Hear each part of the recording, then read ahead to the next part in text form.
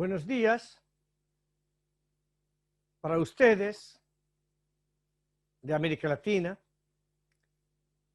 Buenas noches a los de la India. Bienvenidos. Hoy, 14 de septiembre, estamos aquí para la celebración del centenario de nacimiento del maestro uruguayo Mario Benedetti. Hoy es un placer y un honor para mí dar bienvenida a todos ustedes. Es un honor para nosotros tener hoy su excelencia Álvaro Malmierca, el embajador de Uruguay a la India. Bienvenido, embajador. También doy bienvenida a la escritora, poeta, novelista de Uruguay, María Senatore, de Montevideo. Bienvenida, María. Bueno, muy bien. Bueno, primero agradecer la invitación, agradecer el poder comunicarme con ustedes y les deseo a todos un feliz cumpleaños, Mario Benedetti, porque nuestro ilustre poeta y escritor trasciende fronteras, es uno de los más importantes poetas de habla hispana y además es un queridísimo uruguayo que ha recorrido el mundo, a veces un poco obligado, otras veces por gusto, pero sigue presente en nosotros. Este 14 de septiembre, el universo, Dios o quien sea, me da la oportunidad de hablar sencillo como él hablaba y como él decía, sobre su vida y su obra. Para comenzar, quiero decirles que Mario Benedetti, al igual que otros uruguayos, pertenece a lo que llamábamos o lo que llamamos la generación del 45. Pero nace en un momento esa generación, un momento clave de la historia de la humanidad. Y hubo un antes y un después, pues la bomba atómica hizo estragos en el mundo. Y el fin de esa Segunda Guerra Mundial determinó el ciclo donde la física y la química se apoderaron del conocimiento, instalando un debate ético, un debate mundial ético sobre la ciencia. Y ahí se nos abre la interrogante, ¿para qué? ¿Para qué la ciencia? Y en un abanico recibimos las respuestas. Tratar enfermedades, progresar en el sentido de un mundo más humano, y la ciencia para construir, desgraciadamente, máquinas de destrucción masiva, como habían sido las dos bombas atómicas de Hiroshima y Nagasaki. Todo ello determinó también en el Uruguay y en este grupo de generación del 45, un cambio cualitativo y cuantitativo en la cultura. Cuando nosotros hablamos de cultura, no interesa si estamos educados, si estamos instruidos, si podemos concurrir a recibir una educación sistemática, profunda. Pero sí tenemos que rescatar esa terminología. Sabemos que la cultura es un conjunto de conocimientos e ideas, ¿verdad? No especializados, sino que son adquiridos gracias al desarrollo de las facultades intelectuales, mediante la lectura, mediante el estudio y el trabajo. Y es acá donde, como docente, como maestra, que fui durante tantos años y sigo participando en ello en forma accidental, pero sigo, porque no me olvido el título que llevo y lo que represento, ubicar a la familia para que un niño pueda sentirse completo. La familia tiene que estar junto al docente, junto al maestro, para enriquecer su vocabulario, para hacerle comprender de que no se lo deposita en una escuela para que esté unas pocas horas, sino que es una prolongación del hogar. ¿Qué hacer? Hacer comprender textos, o sea, la lectura, las vivencias personales, las cosas que nos pasan, las tradiciones que son tan importantes en todos los países del mundo. Buscar esas tradiciones, cuidarlas, transmitirlas, no olvidarlas. Las costumbres, nuestras pequeñas costumbres. El Uruguay es un país que tiene la suerte, porque yo lo he vivido, que de padres a hijos hemos transmitido, ¿verdad? Hemos ayudado a la historia, a construir la historia. Y nos sorprendemos cuando vemos que la historia ha dado un vuelco y hay cosas que nos hemos equivocado, pero igual, de todas maneras, hacemos ver a nuestros niños que hay un antes y un después en todos. Todo ello, esta cultura, determinó también en el Uruguay un cambio cualitativo y cuantitativo en los hechos sociales. Y ahí aparece el periodismo. Y entonces recordamos que esta generación del 45, la injerencia de estos escritores, que eran casi todos periodistas, estaban formados por otros guías, como era Quijano y Carlos Maggi. Citamos la revista Signo, la revista Número, los cuadernos de marcha, donde Mario Benedetti fue director durante años. Tanto Carlos Quijano como Maggi lideraba esta pléyada de escritores, ¿verdad?, en los que estaba y en los que se contaba Benedetti. Fue una generación con características inherentes.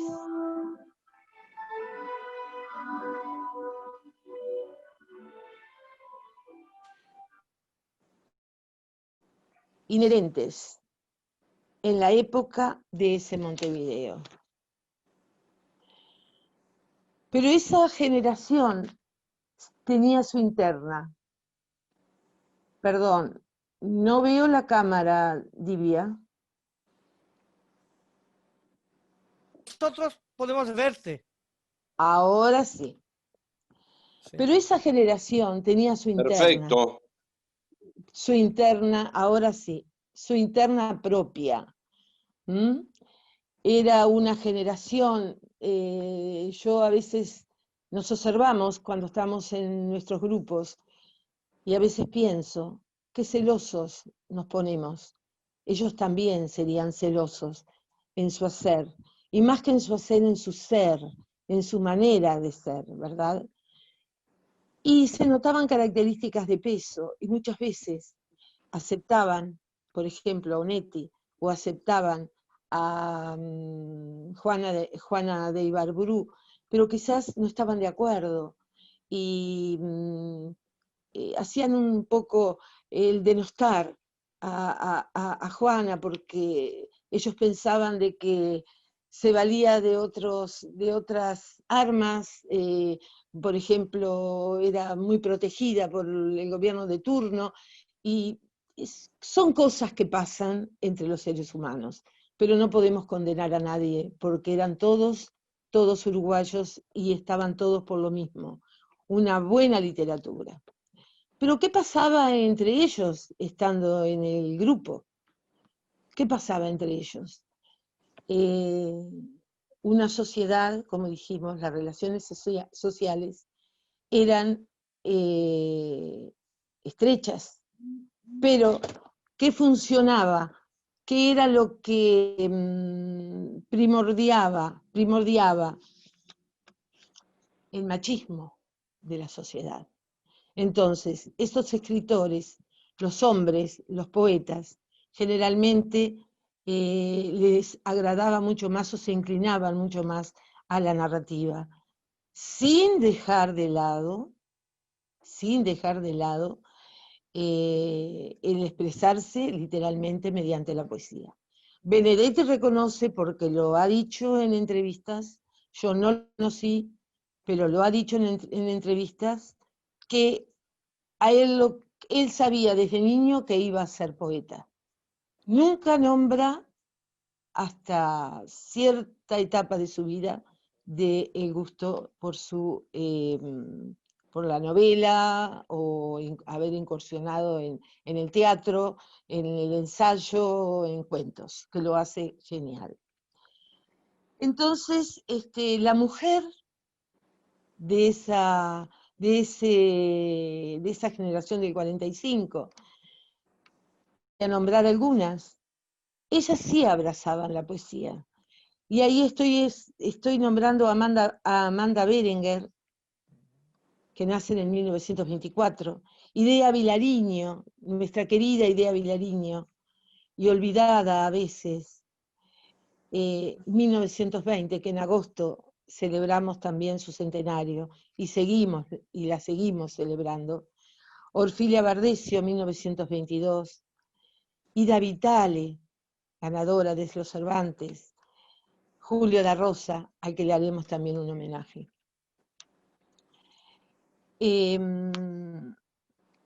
Esta generación abiertamente crítica fue entonces analizada y llevada a la publicidad mediante el periodismo. Los periodistas, escritores, eran altamente críticos, ya sea en el teatro, en el cine, en la literatura, como poetas, y muchas veces se alababan entre ellos, se premiaban, se subrayaban, se criticaban. Por ejemplo, Idea era considerada como la poeta mayor. También analizando estos momentos, debemos destacar que esta generación se le llamó generación crítica por los análisis, de los exegetas. Por ejemplo, Ángel Rama, sociólogo, investigador, que incidieron en la pedagogía crítica con los que tiene que ver hoy nuestra escuela, nuestra educación.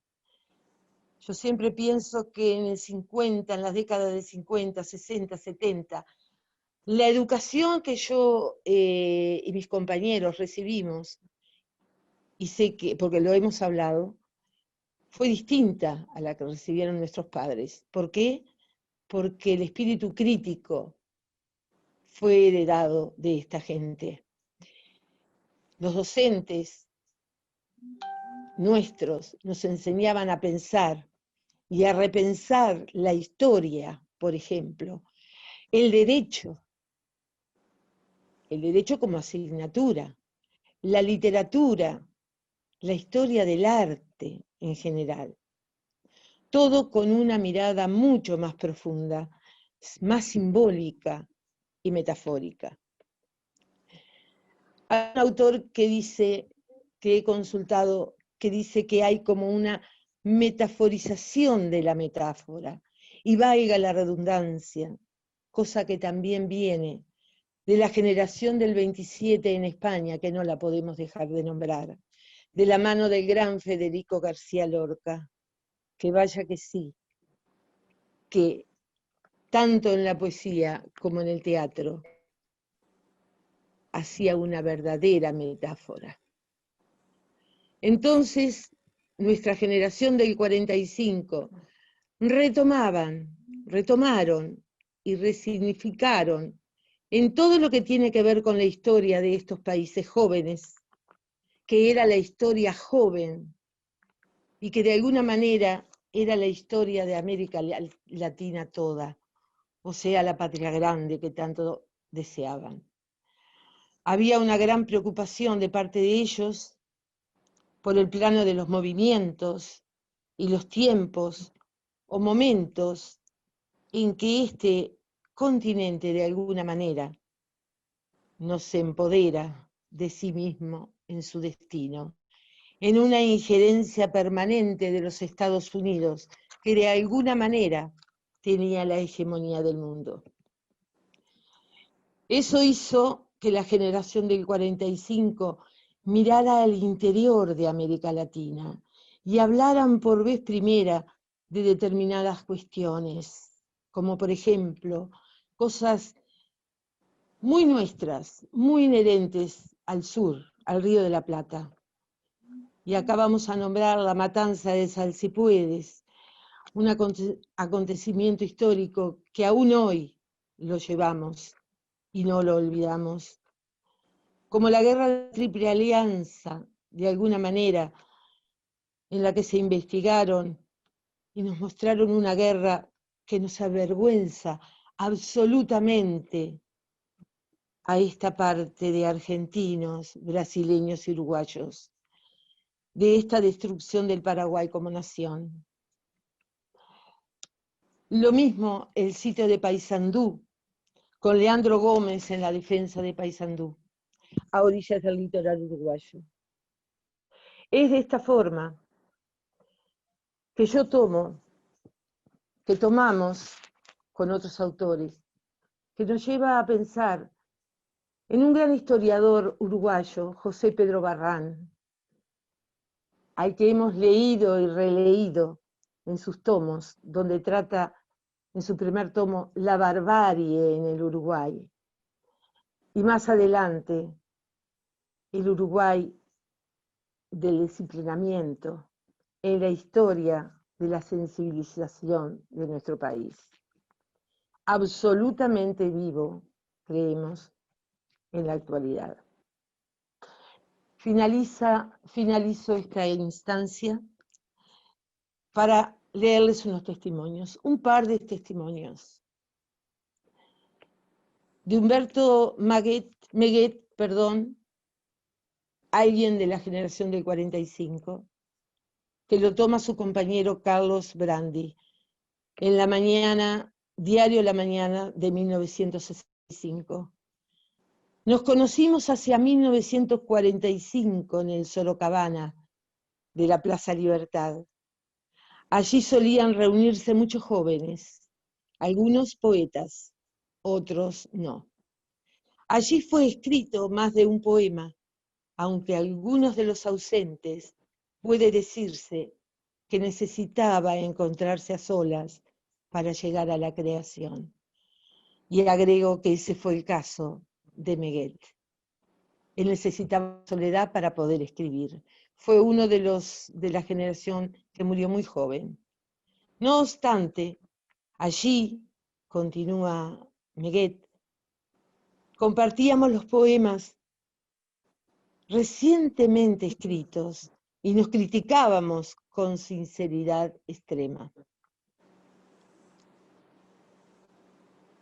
Ahora tomo algo más cercano, año 1963, y tomo la palabra de Washington Benavides en el semanario Marcha, que expresaba: sin proponerme la vieja discusión sobre generaciones y aceptando la practicidad de la palabra, creo que ha surgido una nueva generación literaria a la que acompaña una atmósfera peculiar que es su sello, que da un aire de familia, de sinceridad en el dolor, del testimonio del mundo contemporáneo, de una entrada resuelta y espontánea a las conmociones sociales y la lucha vigente.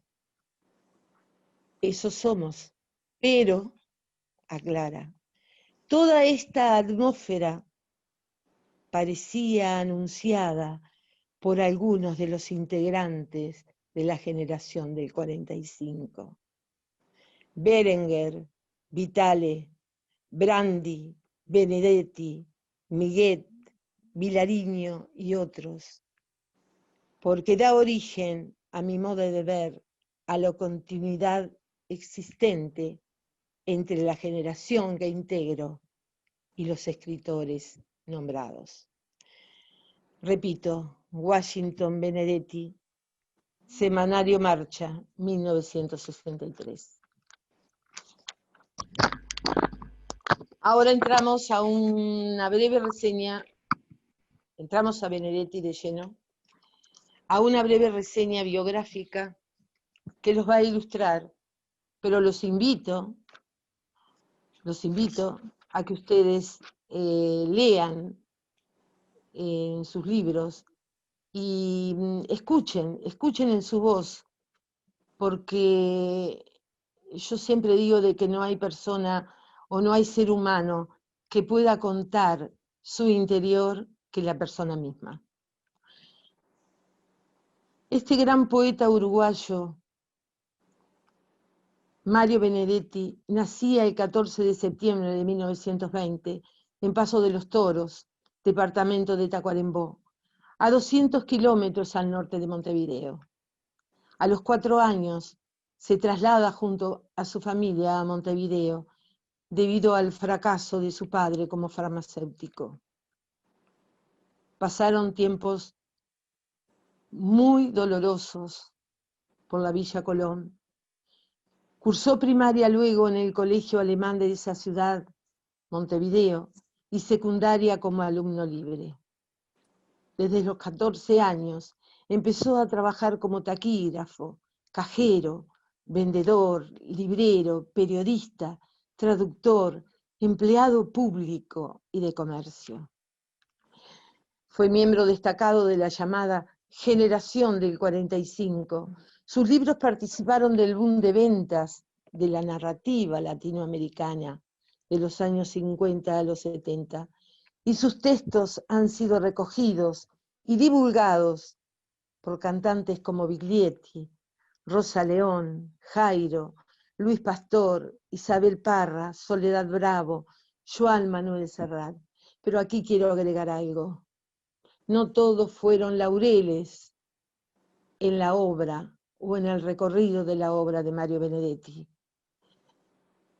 Me quedó grabada una anécdota cuando él habla de su primer libro y dice que lo había mandado en un sobre a la editorial en la que acostumbraba. Resulta que lo recibe de vuelta, lo recibe a sí mismo, sin abrirse. Poco tiempo después hay otra editorial que sí acepta, y ese libro era nada más y nada menos que un libro importante que lo vamos a nombrar después. Pero su primer libro fue mandado a amigos escritores y ninguno le respondió nada. Pero un día fue invitado a tomar un café y ese amigo, muy querido para él, le dijo: mal libro, pero excelente poeta. El libro ese que tenía que haber ido lacrado y que no aceptó la editorial se llamaba La Tregua, una gran novela de Mario Benedetti. Y en cuanto a los cantantes, dice Mario, cerca de 40 poemas han sido musicalizados para mí, para el pueblo uruguayo, para la gente que me lee, para mis lectores. Pero ¿qué pasa? Me di cuenta que tenía que escribir yo, porque tenía que hacerme amigo de los músicos, para que ellos cantaran las letras que yo escribía para ellos. Es profesor de literatura y parte como exiliado en los años 70 a Buenos Aires, Lima, La Habana y España. Cultivó todos los genios literarios, en poesía, en libros como Poemas de la Oficina, de 1956, de tono cotidiano y existencial, que vamos a leer un fragmento, con los cuentos Montevideano, que se los recomiendo a los alumnos del año 1960, no fue de sus primeros libros. Incursionó con él en el realismo y en el 60 ensayó la crítica política social con El país de la cola de paja. Sus novelas La tregua y Gracias por el fuego tratan de los vicios sociales de la sociedad de consumo, o sea, que esa sociedad de consumo de la cual hoy nos quejamos estaba viva en esa época. Su narrativa se politizó a medida que pasa el tiempo. Por ejemplo, en el cumpleaños de Juan Ángel, 1971, Primavera con la esquina rota, 1982, incorporando el tema del exilio y el retorno en La casa y el ladrillo. Vientos del exilio, 1982, plena dictadura. Las soledades de Babel, 1991. Y su obra de teatro, al que confiesa que no fue uno de los géneros que más lo atrajo, Pedro y el capitán, que aborda la tortura. Fallece en mayo de 2009.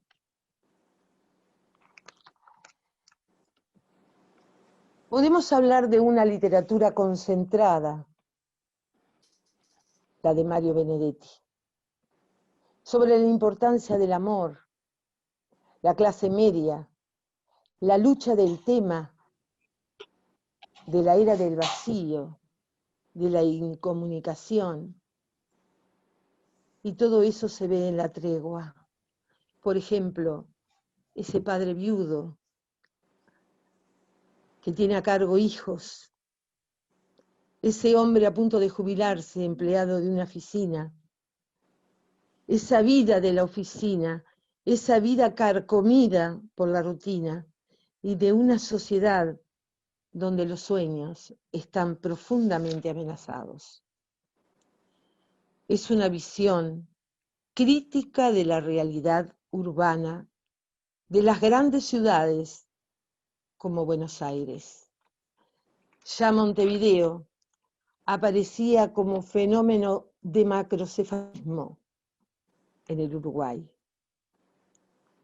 Todo se concentraba aquí, hasta hace pocos años, como la salud, las universidades, la educación. Todo era conducir estos elementos a esa megalópolis en la que se transformaba la ciudad a partir de esta cultura de lo urbano. Tanto en la poesía como en la narrativa de Benedetti, y vamos a nombrar Montevideano, un libro, fue el primer libro que me atrapó de Benedetti. Yo no comencé con su poesía, comencé con sus cuentos. Ya aparece fenómenos sociales, y los que lo leyeron me van a dar la razón. Por ejemplo, la violencia de género. ¿Me ven? Si me ven, sigo. La violencia de género. Te vemos bien. Bueno, la violencia de género. En el cuento, en Requiem con tostada.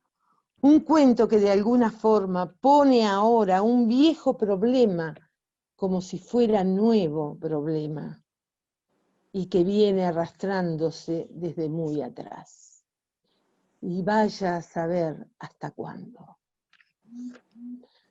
Otra característica de Mario,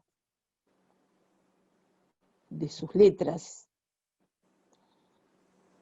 fue en otro cuento, otra narrativa, Tan amigos.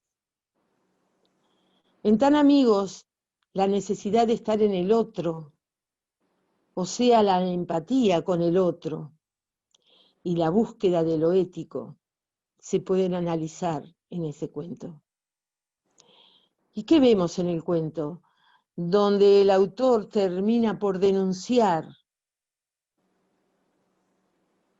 la corrupción en un diario donde trabajaba con un compañero. Y al denunciar esa situación deja en evidencia que se había generado un quiebre entre ellos. ¿Qué había? ¿Qué rescatamos de eso, si se puede decir rescatar? La competencia deshumanizada, que siempre existió, y sobre todo en los círculos pequeños. Viendo, observando, pensando cómo se puede trampear la vida de los otros. Clarísimo, simple, impresionante las características de la prosa de Mario. Lo que se necesitaba, lo que el ser humano necesitaba, era el éxito, una forma destructiva al otro. Y prontamente Mario lo ve y lo plasma en su narrativa. Después aparece el tema del exilio, el exilio largo que le hizo tanto mal, que lo sufrió tanto, como muchos otros, con problemas de salud muy graves, por ejemplo el asmático, y cuando está en Cuba lo intervienen del corazón, y no soporta ese clima, y se traslada a España, con un clima más benigno. El exilio es muy importante para esta generación del 45, porque no solo Mario tuvo que marchar, Ida Vitale también marchó, y otros. Muchos de esta generación lo hicieron, pero lo hicieron e hicieron conocer la realidad social que vivía nuestro país y las consecuencias que estábamos viviendo. Nosotros éramos muy jóvenes, pero no olvidamos. También quiero introducir esta palabra, los incilios o el incilio que vivieron otros. ¿Quiénes? ¿Quiénes de esa generación? El que se quedó, el que pudo seguir escribiendo, pero no pudo publicar. No pudo seguir publicando porque era acallado de distintas formas. Ustedes sabrán. Salvo una sorpresa que nos dio Idea Vilariño. Yo no lo vi porque no soy de Montevideo y no estaba acá, pero me lo han contado. En uno de aquellos momentos que teníamos que poner un voto, ella escribe y en su portada de ese libro negro pone un no. Y estaba puesto en las librerías de Montevideo.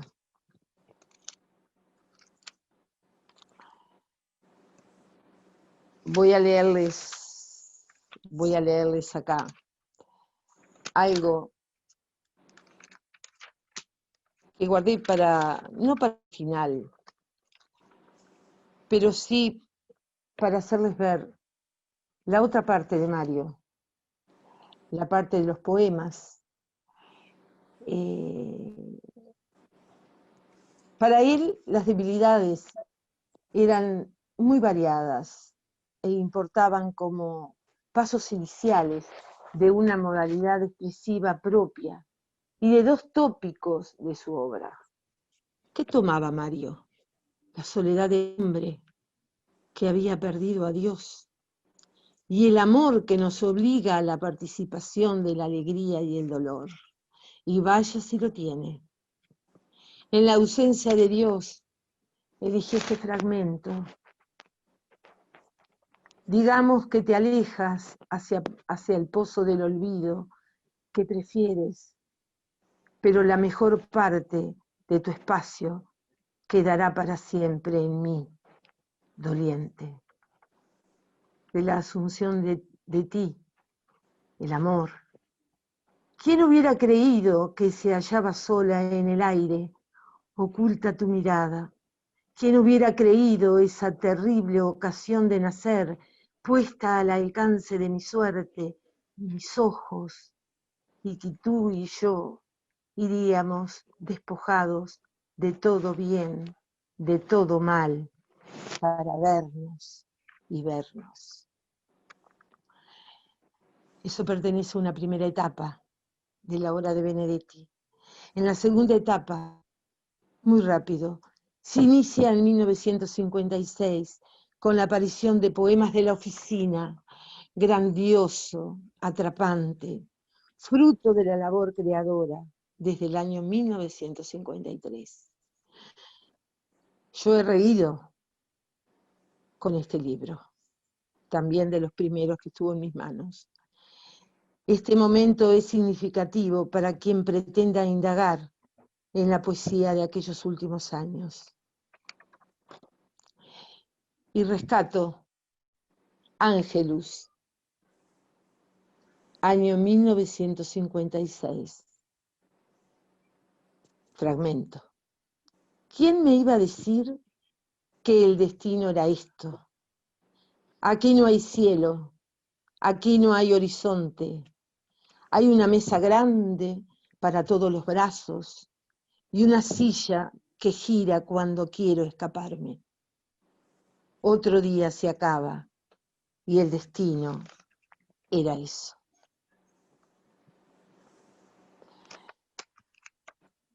Quiero leerles también la parte jocosa, divertida, que tendría este hombre dentro de la oficina, porque fue oficinista durante muchos años. Kindergarten, poemas de la oficina. Vino el patrón y nos dejó su niño. Casi 3 horas nos dejó su niño. Indefenso, sonriente, millonario, un angelito gordo y sin palabras. Lo sentamos allí, frente a la máquina, y él se puso a romper su patrimonio. Como un experto, desgarró la cinta y le gustaron efes y paréntesis. Nosotros, satisfechos como tías, lo dejamos hacer, porque después de todo, solo dice papá. El año que viene dirá, está despedido, y no sea idiota. Yo imagino a esta gente riéndose de las ocurrencias de Mario, recitando o leyendo esto tan jocoso y tan bromista. Varias personas que lo conocieron me han contado del humor de Mario Benedetti. O sea que no era su simplicidad, su sinceridad, en todos los videos y las entrevistas que se le han hecho, es un poeta dúctil, que firme, y lo admiro por eso. En la tercera etapa, el poeta ahonda cada vez más ese doloroso, triste mundo personal que a la vez ensancha un espectro de puntos, de contactos con los que lo rodean, a través del descubrimiento de situaciones poéticamente viables y humanamente comprometedoras. La naturaleza y los lugares de Montevideo para él son importantes. De ahí el rico, dramático poema titulado A la izquierda del roble. No puedo leérselos todos, pero sí un fragmento, porque vale la pena. Y les aconsejo a los alumnos de la academia que puedan leerlo, que puedan traducirlo y leerlo. 1963. No sé si alguna vez les ha pasado a ustedes, pero el jardín botánico es un parque dormido en el que uno puede sentirse árbol o prójimo, siempre y cuando se cumpla un requisito previo, que la ciudad exista tranquilamente lejos. El secreto es apoyarse, digamos, en un tronco y oír a través del aire que admite ruidos muertos, como en Millán y Reyes galopan los tranvías. No sé si alguna vez les ha pasado a ustedes, pero el jardín botánico siempre ha tenido una agradable propensión a los sueños, a que los insectos suban por las piernas y la melancolía baje por los brazos, hasta que uno cierra los puños y los atrapa.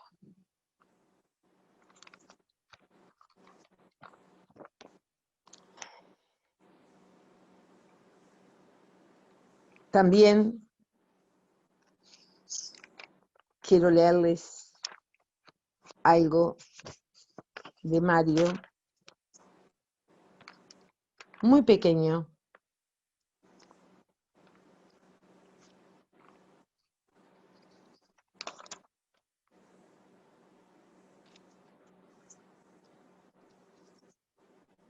Ausencia.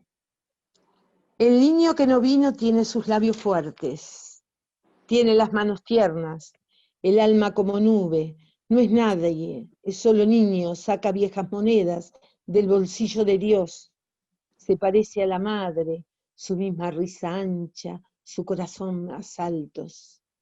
Juega con los silencios y con ellos hace otros silencios y se aburre.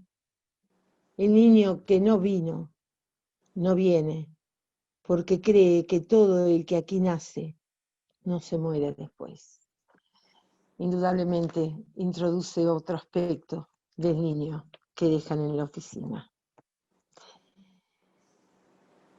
Como anécdotas, tengo muchas para contarles, muchísimas. Con lo que he leído de Mario, puedo decirles que fue un apasionado de los haikus. Él dice que le costó mucho, que no los entendía en un principio, pero gracias a los signos japoneses pudo llegar. Les voy a leer 2 o 3. Por ejemplo, cuando prometen los políticos, ríen con los suplentes. Si no se esfuman, hay que tener cuidado con los fantasmas. En plena noche, si mis manos te llaman, tus pechos vienen. Que no me seduce el burdel del poder, prefiero el otro. Y bueno, y en tres grandes rasgos, tomo el principio, que para mí es su vida, y el principio de su obra, el exilio, y he elegido 3 brevísimos fragmentos,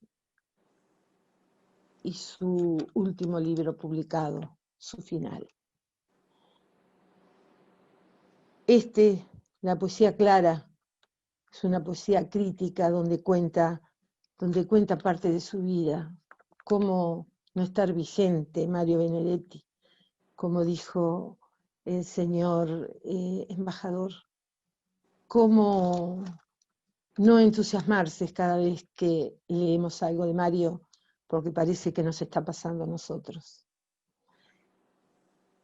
Uno no siempre hace lo que quiere, pero tiene el derecho de no hacer lo que no quiere. Llorá nomás, botija, son macanas que los hombres no lloran. Aquí lloramos todos, porque es mejor llorar que traicionar. Que es mejor llorar que traicionarnos. Llorá, pero no olvides su regreso. Vaya a saber en el exilio, escribe. Por eso cuando vuelva, y algún día será a mi tierra, a mis gentes y a mis cielos, ojalá que el ladrillo que a puro riesgo traje para mostrar al mundo cómo era mi casa, dure como mis duras devociones a mi patria suplentes compañeras, y viva como un pedazo de mi vida que quede como ladrillo en otra casa.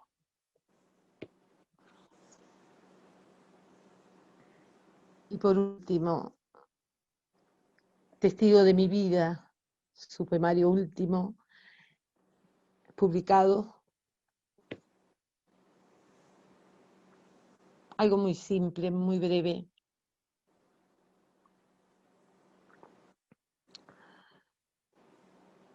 Pero muy ocurrente. En la vejez, la pobre infancia es apenitas un minutero o el latido de un marcapasos.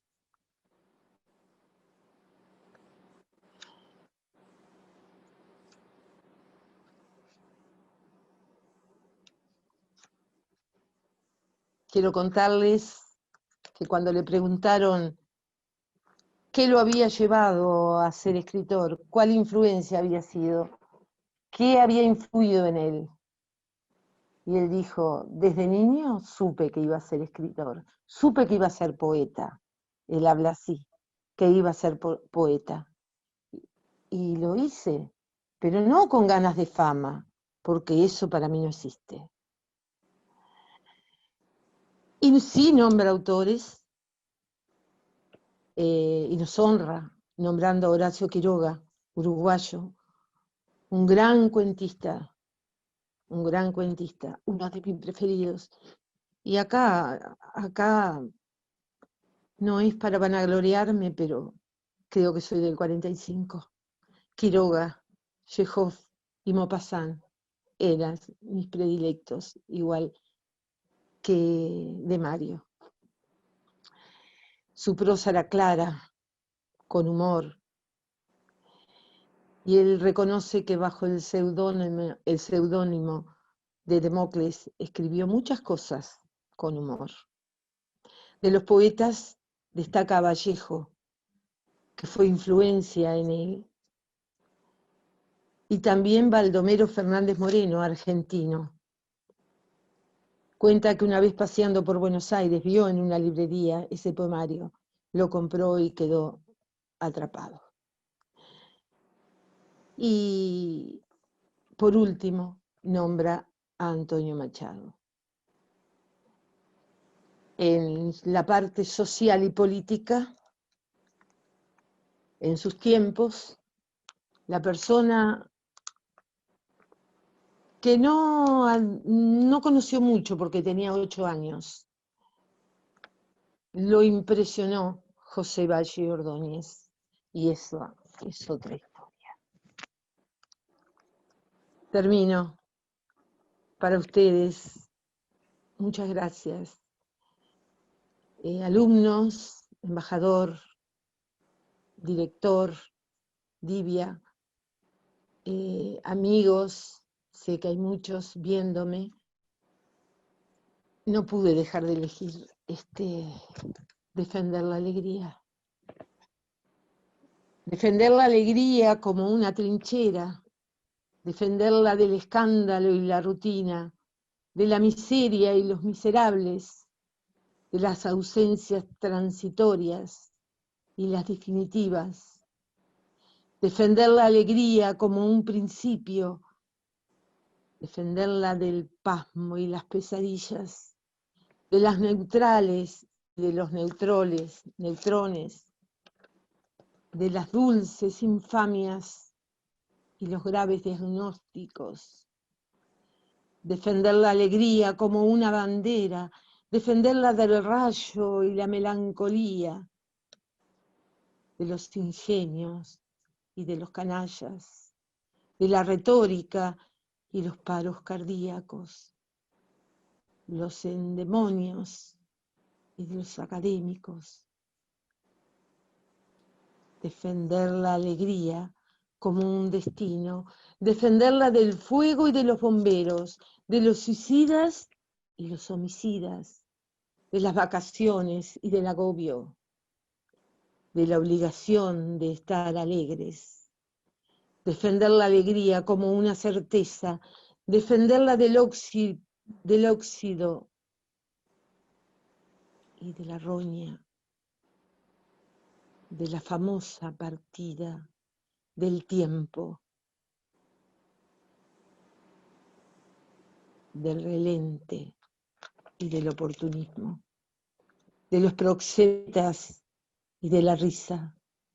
Defender la alegría como un derecho, defenderla de Dios y del invierno, de las mayúsculas y de la muerte, de los apellidos y las lástimas del azar y también de la alegría.